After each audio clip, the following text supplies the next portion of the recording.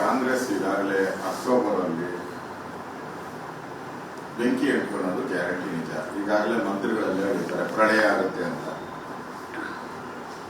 ಮೊನ್ನೆ ಸುರ್ಜೇವಾಲಾ ಬಂದು ಅವರು ಸಪರೇಟ್ ಮೀಟಿಂಗ್, ಈಗ ಸಿದ್ದರಾಮಯ್ಯನವರು ಅವರು ಸಪರೇಟ್ ಮೀಟಿಂಗ್,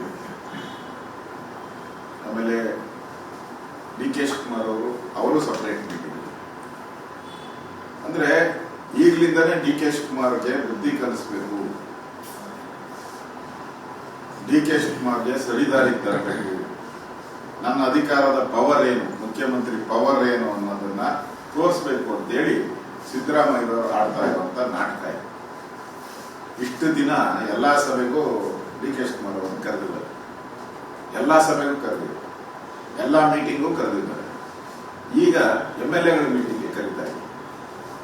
ಅಂದ್ರೆ ಡಿ ಕೆ ಶಿವಕುಮಾರ್ನ ಹೊರಗಡೆ ಇರಬೇಕು ಅನ್ನೋದು. ಮತ್ತೆ ಅವ್ರಿಗೆ ಕಾಂಗ್ರೆಸ್ ಪಾರ್ಟಿಯ MLA ಗಳ ಬೆಂಬಲ ಇಲ್ಲ ಅಂತ ಆಲ್ರೆಡಿ ಅನೌನ್ಸ್ ಮಾಡಿಬಿಟ್ಟಿದ್ದಾರೆ.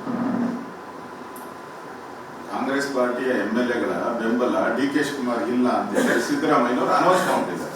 ಆ ದೃಷ್ಟಿಯಿಂದ ಬೆಂಬಲ ಇಲ್ಲದೆ ಇರತಕ್ಕಂತ ಡಿ ಕೆ ಶಿವಕುಮಾರ್ನ ಯಾಕೆ ಕರಿಬೇಕು ಅನ್ನೋ logic D K Siddaramaiah correct ಆಗಿದೆ.